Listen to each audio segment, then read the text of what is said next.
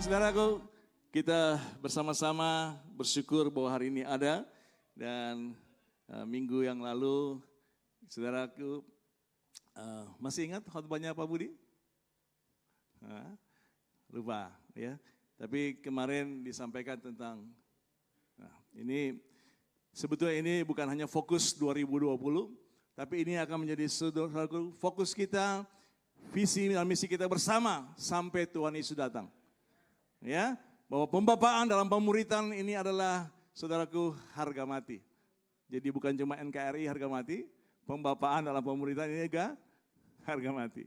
Karena ketika bulan Oktober yang lalu Tuhan mengingatkan kami ketika dalam doa dan puasa dan juga ketika kami berdiskusi, Tuhan ingatkan untuk gereja, apa sih esensinya?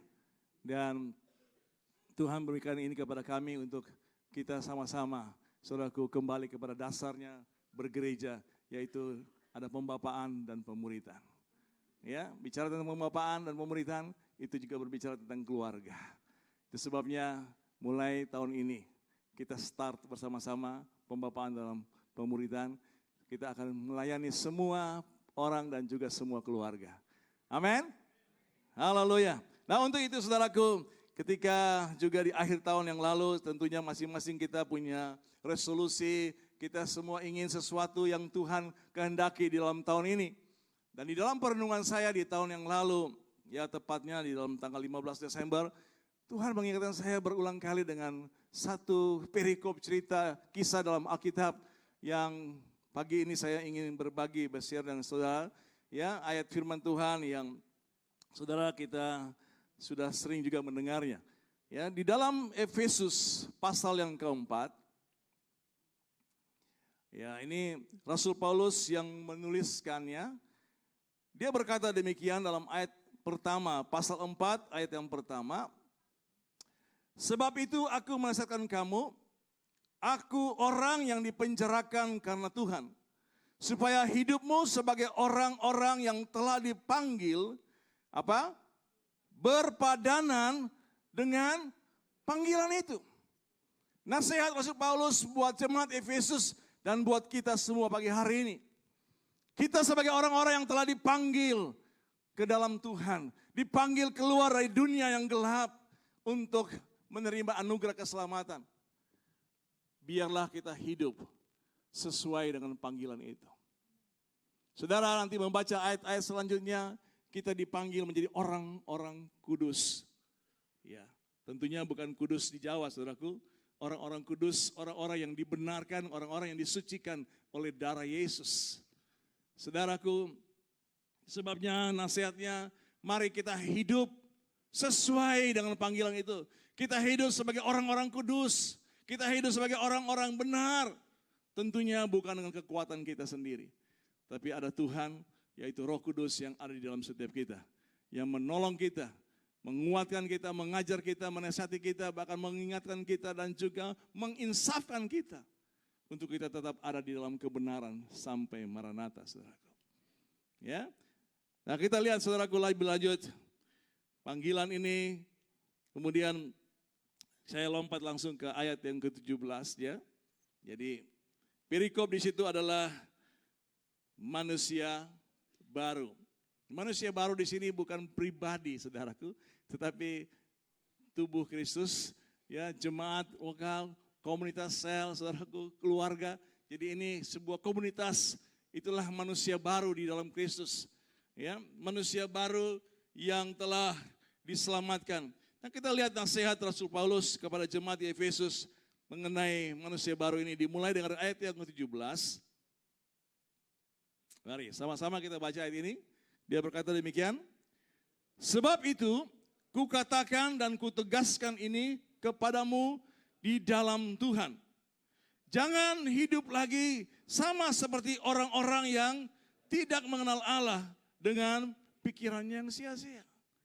Jemaat Efesus adalah jemaat yang saudaraku kalau dibaca, ini jemaat yang merupakan salah satu jemaat yang betul-betul diberkati Tuhan. Mereka punya semua karunia-karunia, mereka semua punya 5 jawatan pelayanan di sana. Saudaraku, banyak hal yang luar biasa ada di dalam jemaat ini. Tetapi Paulus mengingatkan kepada mereka, Karena mungkin saya saudaraku ada di antara mereka yang masih saudaraku ya kakinya di gereja, kaki kiri di gereja tapi kaki kanan di tempat yang lain. Ya, tubuhnya di gereja tapi pikirannya di tempat lain. Enggak ada di sini saudaraku, ini di Efesus. Ya. Pikirannya sia-sia kata Tuhan. Firman Tuhan, sia-sia saudaraku, kosong atau tanpa tujuan. Yang dimasukkan adalah pikirannya tidak sesuai dengan pikiran Tuhan. Ya. Pikirannya tidak sesuai dengan apa yang firman Tuhan perintahkan. Pikirannya saudaraku hanya memikirkan apa yang dia mau, bukan apa yang Tuhan mau. Itulah yang dimasukkan dengan pikiran yang sia-sia. Orang yang tidak mengenal Allah, cirinya pertama adalah pikirannya sia-sia. Ya, apa yang dia pikirkan bukan yang Tuhan kehendaki. Apa yang dipikirkan bukan itulah yang firman Tuhan katakan. Ya, saudaraku. Jadi yang pertama, janganlah hidup seperti orang-orang yang tidak mengenal Allah. Yang pertama, jangan ada pikiran yang sia-sia. Amin. Yang kedua, ayat yang ke-18 dikatakan, dan apa? Pengertiannya yang gelap, jauh dari hidup persekutuan dengan Allah, karena kebodohan yang ada di dalam mereka dan karena kedegilan hati mereka. Jadi saudaraku yang kekasih, ciri yang kedua dari orang yang tidak mengenal Allah adalah pikirannya gelap. Ya, pikirannya dibutakan. Saudaraku, sehingga dia jauh dari persekutuan dengan Allah. Ya. Nah, apa sebenarnya saudaraku yang menyebabkan mereka punya pikiran dibutakan atau pikirannya gelap, digelapkan? Ya, di dalam satu ayat 2 Korintus pasal 4 ayat yang keempat dikatakan, yaitu orang-orang yang tidak percaya, yang pikirannya telah dibutakan oleh ilah zaman ini, sehingga mereka tidak melihat cahaya Injil tentang kemuliaan Kristus yang adalah gambaran Allah. Orang-orang yang tidak percaya, orang-orang yang tidak sungguh-sungguh dengan Tuhan, mereka dibutakan oleh ilah zaman. Nah, saya cari referensi apa yang dimaksudkan dengan ilah zaman. Ya. Nah, ada satu referensi yang berkata demikian. Sama-sama yuk kita baca. Ilah zaman adalah apapun dari dunia yang kita pentingkan lebih daripada Tuhan, yang membuat kita jauh dari hidup persekutuan dengan Tuhan. Jadi saudaraku, ilah zaman itu bentuknya bukan patung, bentuknya bukan dewa saudaraku, tapi ilah zaman itu bisa bentuknya hobi. Ya, ada orang yang punya hobi olahraga, saudaraku, karena dia utamakan olahraganya, dia utamakan latihan badaninya, dia bisa tinggalkan saat teduhnya. Dia bisa abaikan saat teduhnya. Ya, saudaraku, ada orang punya hobi olahraga, dia bisa, saudaraku, tinggal waktu berkomsel. Dulu di tempat komsel kami ada yang begitu, saudaraku. Ya, hobinya main pingpong. Jadi datang komsel udah jam 9, udah kita mau tinggal doa amin terus makan. Ya. Tapi dia bilang begini, komsel ini nggak enak ya, saya nggak diberkati. Ya, lu nggak ada sih di situ. Kita lagi doa, kita lagi nyembah Tuhan, kita lagi sharing firman Tuhan, kamu lagi main pingpong. Terus kamu datang, kamu bilang, saya nggak dapat berkat. Ya, sekarang dia udah di rumah Bapak, saudaraku, orangnya. Ya. Karena hobi. Ini kan ninggalin, saudaraku, jam-jam, ya saudaraku, persekutuan dengan Tuhan. Saya juga pernah lakukan itu, saudaraku, 20-an tahun yang lalu sih.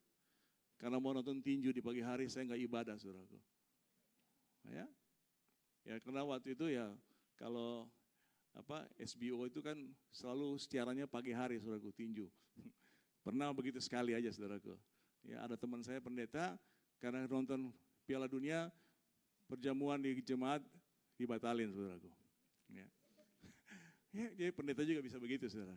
Ya, jadi nasihatnya buat kita semua, jangan kita dikuasai oleh ilah zaman. Amin. Hobi, ya hobi kuliner, saudaraku, bisa juga, saudaraku, membuat kita jauh dari Tuhan. Mestinya kita komsel, kita pergi makan-makan.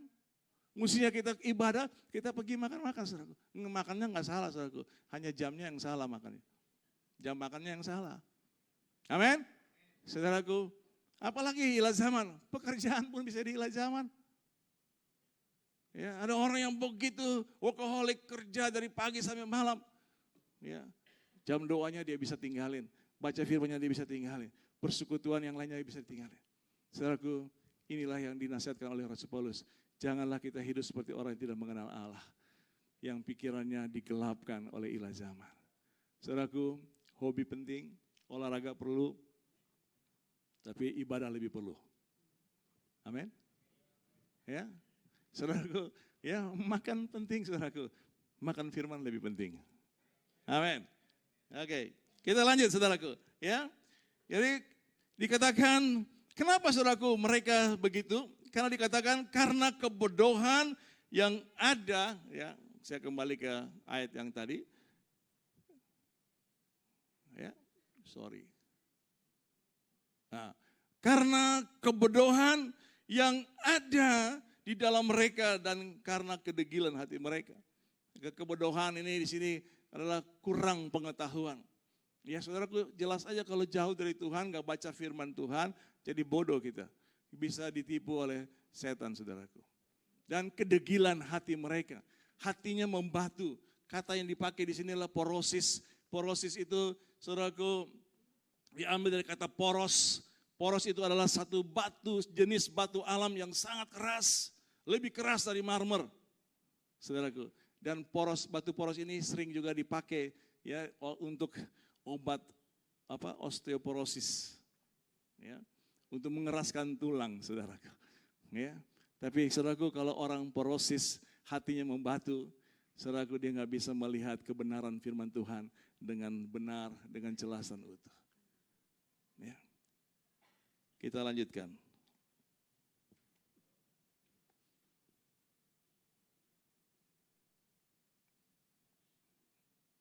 Sorry. Iya. Ayat yang ke-19 dikatakan apa? Perasaan mereka telah tumpul sehingga mereka menyerahkan diri kepada hawa nafsu dan mengerjakan dengan serakah segala macam kecemaran. Perasaannya tumpul, udah mati rasa, saudaraku. Ya, hati nuraninya tuh udah nggak bunyi. Orang-orang yang tidak mengenal Allah demikian. Kenapa, saudaraku? Karena mereka jauh dari persekutuan dengan Tuhan. Sehingga mereka, saudaraku, tidak lagi punya perasaan yang sama seperti Kristus. Nasihat Paulus kepada jemaat di Filipi, hendaklah kamu dalam hidupmu bersama, taruhlah pikiran dan perasaan yang sama yang ada pada Kristus. Jadi Tuhan mau, saudaraku, untuk kita di dalam berkomunitas, di dalam keluarga, di dalam gereja lokal, kita punya pikiran dan perasaan yang sama seperti Kristus. Dan inilah sebuah proses yang akan kita lalui bersama di dalam pemuritan, di dalam pembapaan. Siap, saudara? Amin? Ya, saudaraku, kita mau punya pikiran dan perasaan yang sama seperti Kristus. Ya. Apa yang ada dalam pikiran saudara? Ya. Ya, nanti saudara jawab sendiri. Tuhan berbicara kepada saudara. Apa yang saudara sedang pikirkan ketika saya bicara juga apa yang saudara sedang pikirkan. Ya. Kita lanjut. Oke, saudaraku, itu adalah orang-orang yang tidak mengenal Allah tadi dalam ayat 17 sampai dengan 19. Tapi sekarang, saudaraku, Paulus berkata kepada jemaat di Efesus dan kepada kita semua. Ya.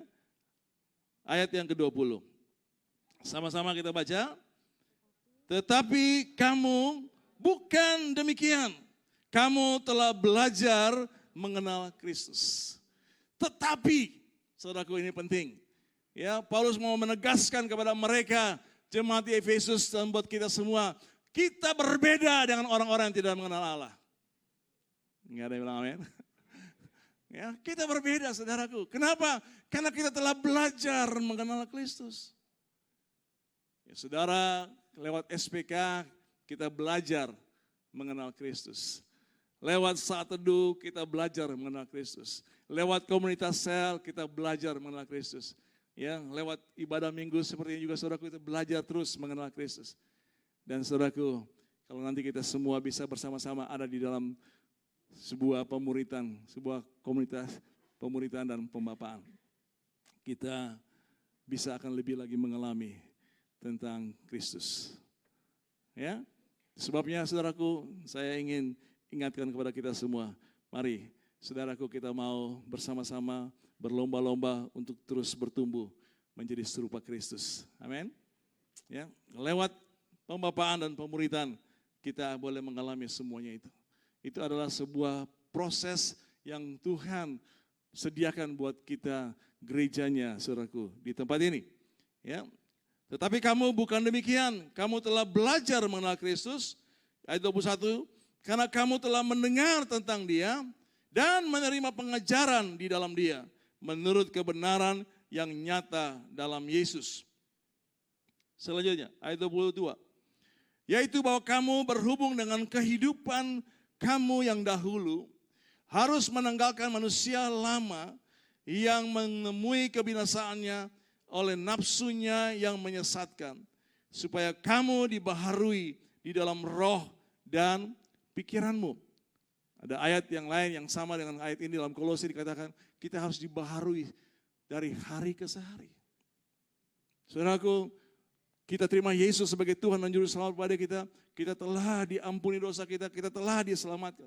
Tetapi untuk hari-hari yang akan datang, kita tetap harus terus dibaharui dari hari ke hari.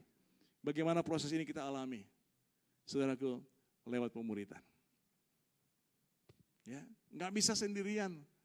Ya, saudaraku baca firman Tuhan sendiri, kemudian saudara ya mengalami pembaharuan sendiri bisa, tapi tidak sepenuhnya, tidak seutuhnya.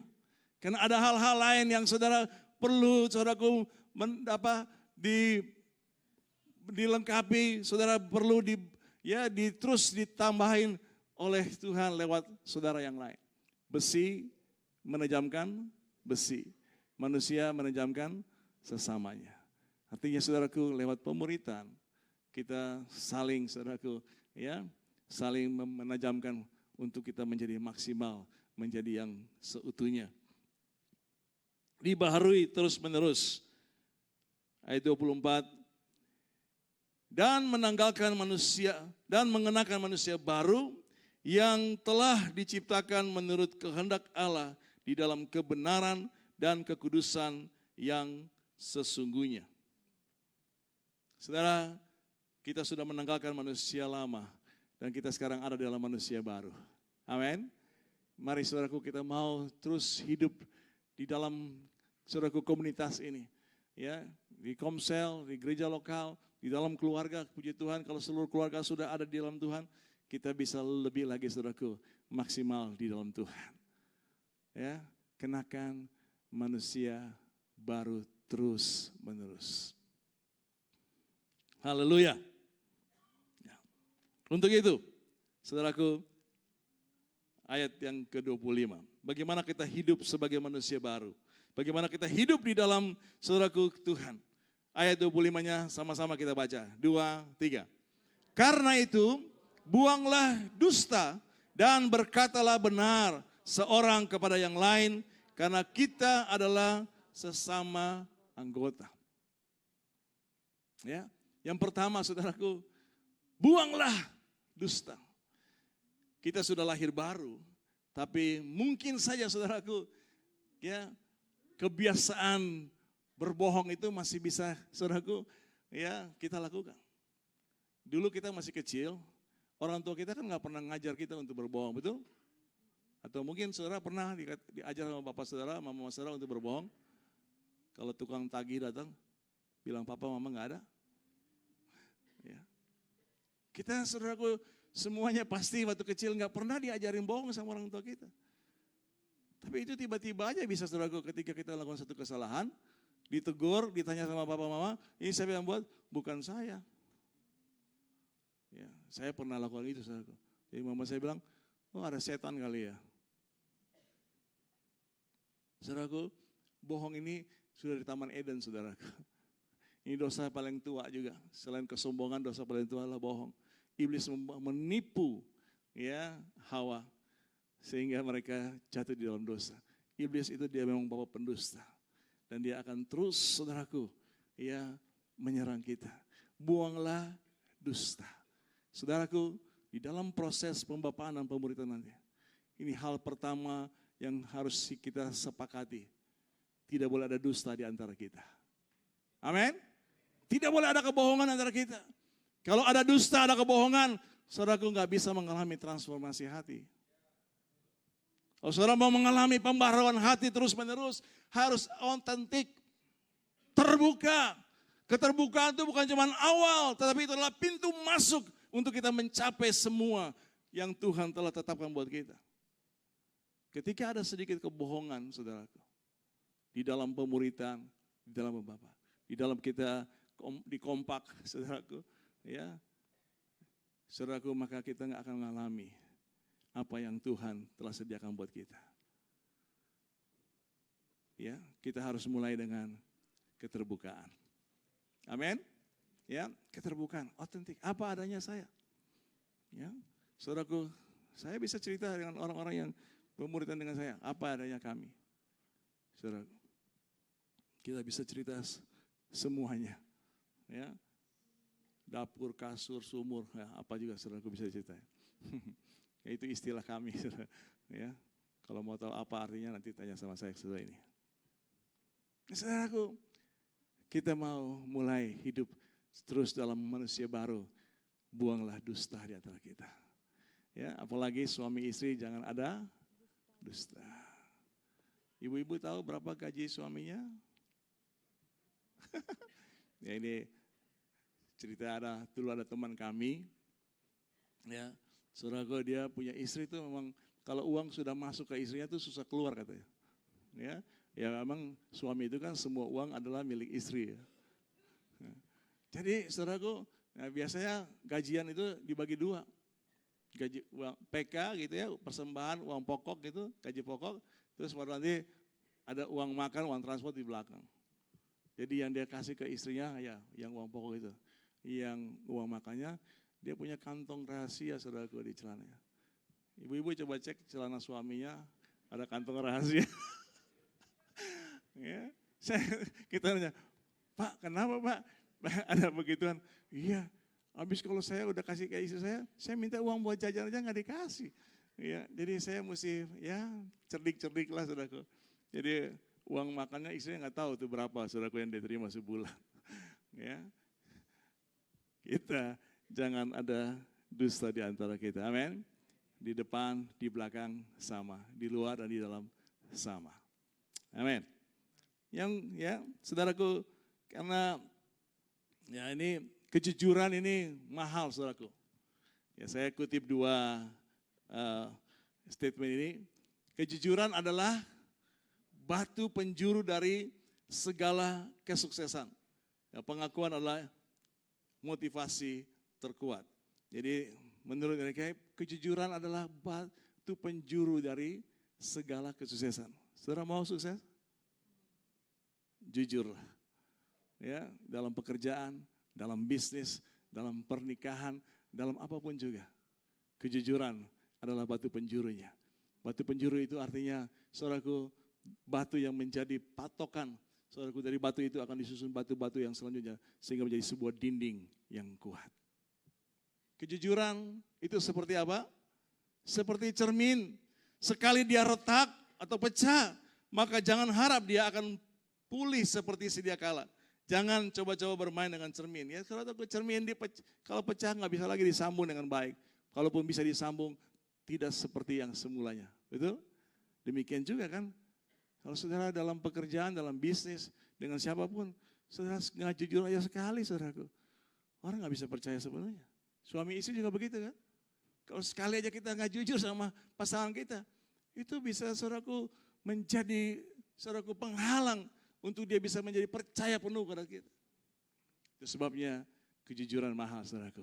Tapi kita mau sebagai orang-orang yang telah saudaraku ditebus oleh darah Yesus, kita ada di dalam komunitas manusia baru.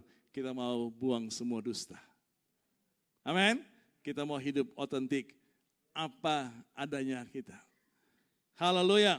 Selanjutnya, Firman Tuhan berkata, ayat 26, apabila kamu menjadi marah, janganlah kamu berbuat dosa, janganlah matahari terbenam sebelum padam amarahmu, dan janganlah beri kesempatan kepada iblis. Ini bukan dispensasi, saudaraku. Ya, ini bukan marah itu diperbolehkan. Saudara boleh marah lah, ya. Kapan aja saudara boleh marah, enggak. Apabila, ya ini saudaraku pengandaian. Apabila kamu menjadi marah. Jadi tetap ada satu proses sebelumnya, saudaraku, yaitu proses saudara tetap menegur dengan kasih, saudara tetap menegur dengan baik, saudara tetap melayani dengan baik. Tapi, ya kita kan masih makan nasi, saudaraku. Ya, masih minum air putih.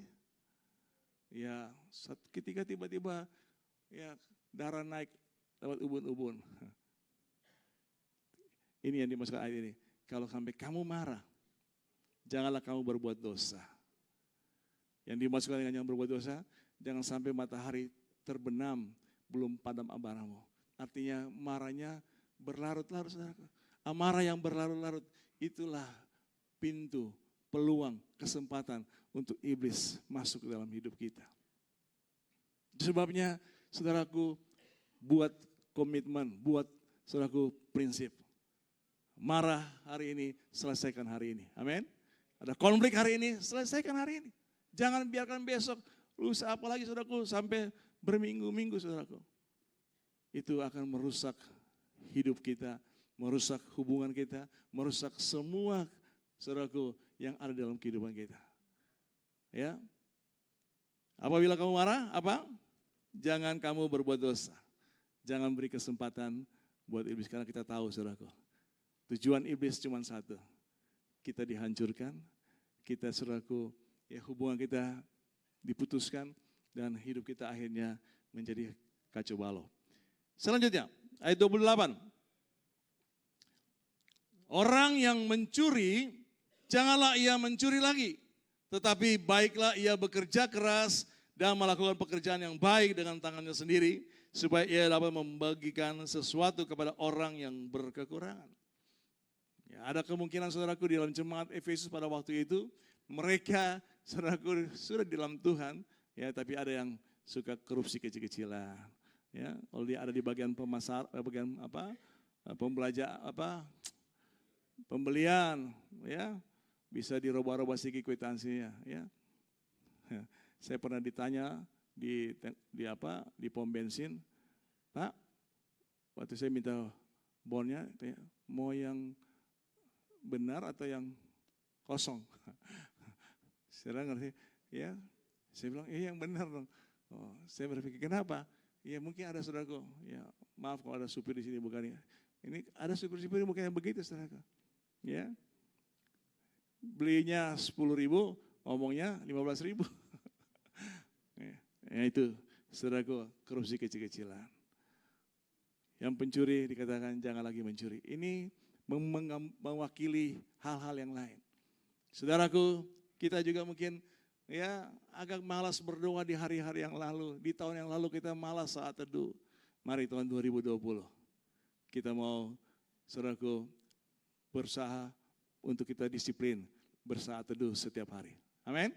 Kita mau, saudaraku, belajar terus berdoa supaya kita bisa mendoakan orang lain. Kalau tahun yang lalu kita lebih banyak didoain orang.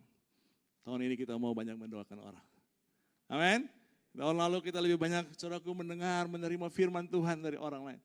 Tahun ini kita mau saudaraku, membagikan firman Tuhan kepada orang lain. Terutama orang-orang yang belum mengenal Tuhan. Amin. Selanjutnya, ayat 29.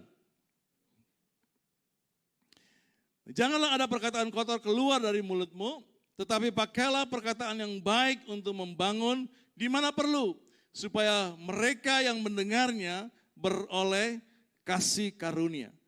Nah, kata-kata kotor di situ adalah semua perkataan yang negatif dan jahat. Mau gosip, ya, makian, sumpah serapah, menghakimi, kata-kata yang sia-sia dan sebagainya, saudaraku. Ini jangan ada di antara kita lagi. Jangan ada lagi, saudaraku, keluar kata-kata yang saudaraku, sia-sia perkataan-perkataan yang kotor.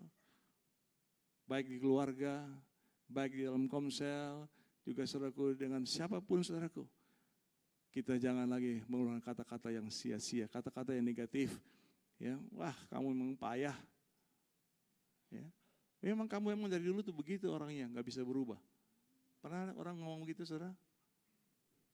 Ya, sama anak, ya kamu nggak sama tuh seperti kakak kamu.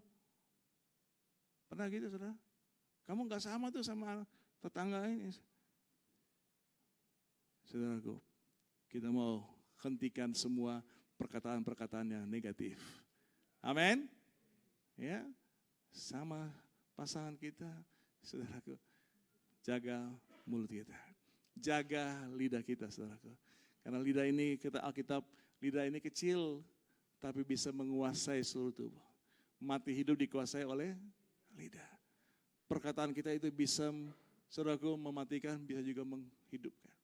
Ya, itu sebabnya dikatakan oleh firman Tuhan, biarlah perkataan kita itu membangun, mendatangkan kasih karunia bagi orang yang mendengarnya. Ya, saudaraku, karena di dalam kita ada Roh Kudus, Roh Penghibur. Dia akan memberikan kata-kata yang membangun, kata-kata yang menguatkan, kata-kata yang memberi motivasi yang baik. Amin. Ya, berkata-katalah dengan baik dan kata-kata yang membangun. Selanjutnya, ayat 30. Maaf, saya masuk dulu ke sini. Ayat Matius, ya, Matius 12, firman Tuhan berkata, tetapi aku berkata kepadamu, setiap kata sia-sia yang diucapkan orang harus dipertanggungjawabkannya pada hari penghakiman. Sama-sama kita baca. Karena menurut ucapanmu engkau akan dibenarkan dan menurut ucapanmu pula engkau akan dihukum. Ini firman Tuhan, saudaraku. Ya, saudara boleh pilih mana yang saudara mau lakukan. Perkataan kita, setiap perkataan kita dicatat sama Tuhan. Ya, sebab oleh perkataanmu engkau dibenarkan, tapi juga oleh perkataanmu engkau akan dihukum.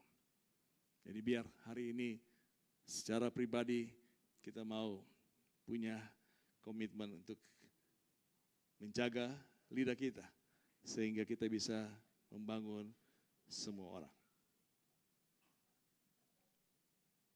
Ayat 30.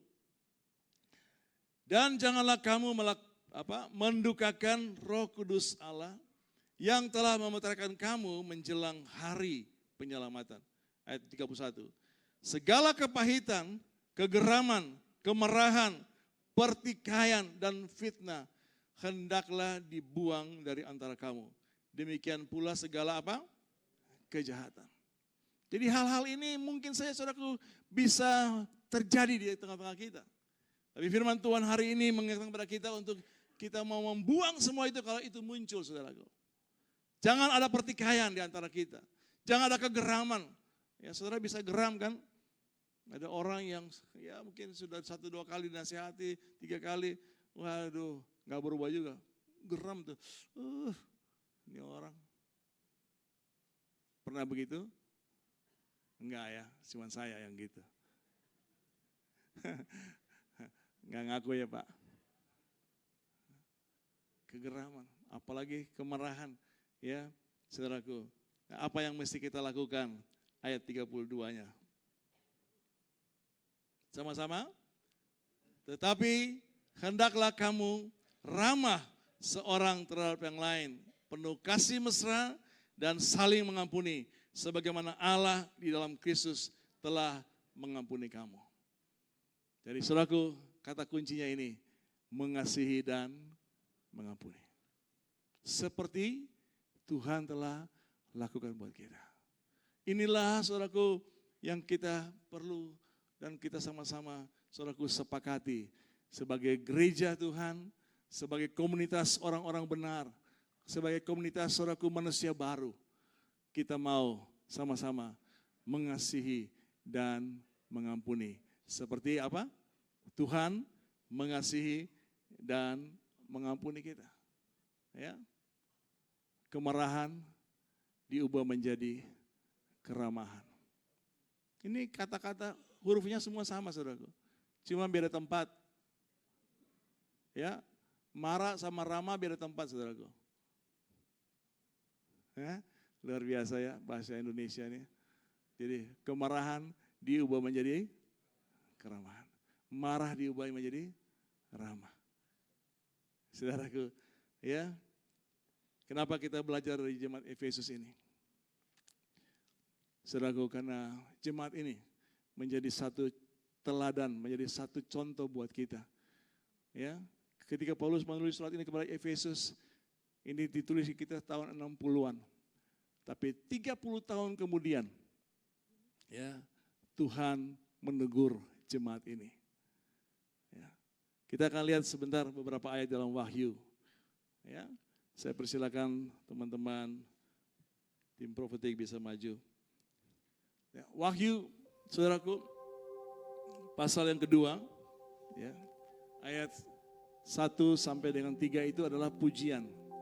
Ya, pujian dari Tuhan kepada gereja di Efesus.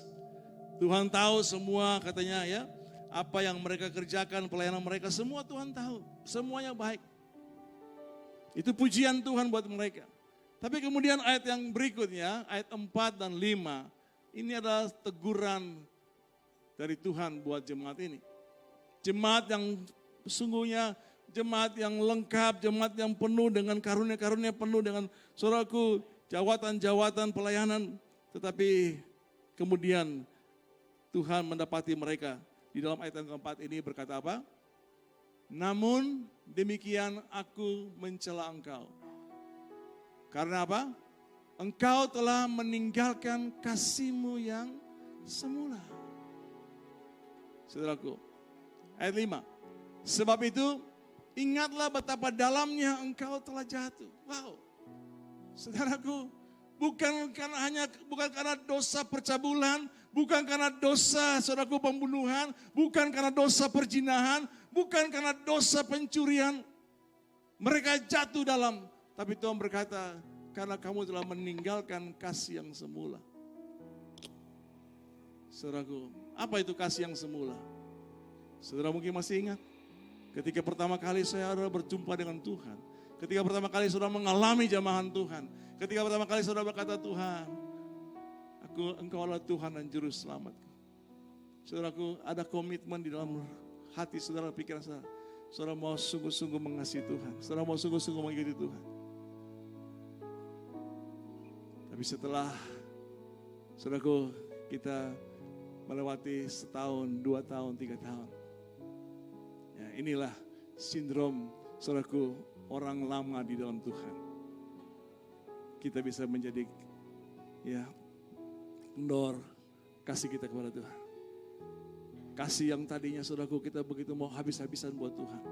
Kita nggak hitung-hitungan waktu dengan Tuhan. Kita nggak hitung-hitungan, saudaraku, apapun yang kita bisa beri buat pekerjaan Tuhan. Tapi mulai setelah kita, saudaraku, terus bertumbuh, saudaraku, kita mulai hitung-hitungan. Hitung-hitungan waktu, hitung-hitungan juga pemberian, saudaraku. Itulah yang Tuhan maksudkan. Kasih, engkau telah meninggalkan kasih yang semula. Ketika engkau berkata, Tuhan, inilah seluruhnya hidupku milikmu, Tuhan. Tuhan mau, saudaraku, hari ini biar kita kembali kepada, saudaraku, kasih kita yang semula. Buanglah dusta di antara kita. Ya, jangan lagi ada amarah di tengah kita. Saudaraku, jangan lagi, saudaraku, kita bertikai, ya, ada kegeraman, kemarahan dan sebagainya. Tapi kita mau sungguh-sungguh hidup sebagai orang-orang yang telah dipanggil Tuhan menjadi orang-orang yang kudus. Amin. Jadi saudaraku, ya, tahun ini mesti lebih baik dari tahun yang lalu. Amin. Kita masih akan lewati 340 hari lagi. Kita akan lewati 11 bulan lagi. Kita akan lewati 48 minggu lagi, saudaraku. Amin. Saudaraku, mesti ada perbedaan hari ini dan kemarin, hari esok dan hari ini. Ya. Nah, ini before and after. Saya berharap ini saya, saudaraku. Ya, secara fisik. Tapi mungkin itu mustahil kali ya. Haleluya. Tapi kita mau ada perbedaan, saudaraku. Amin. Hari ini lebih baik dari kemarin, hari esok akan lebih baik dari hari ini. Haleluya. Mari kita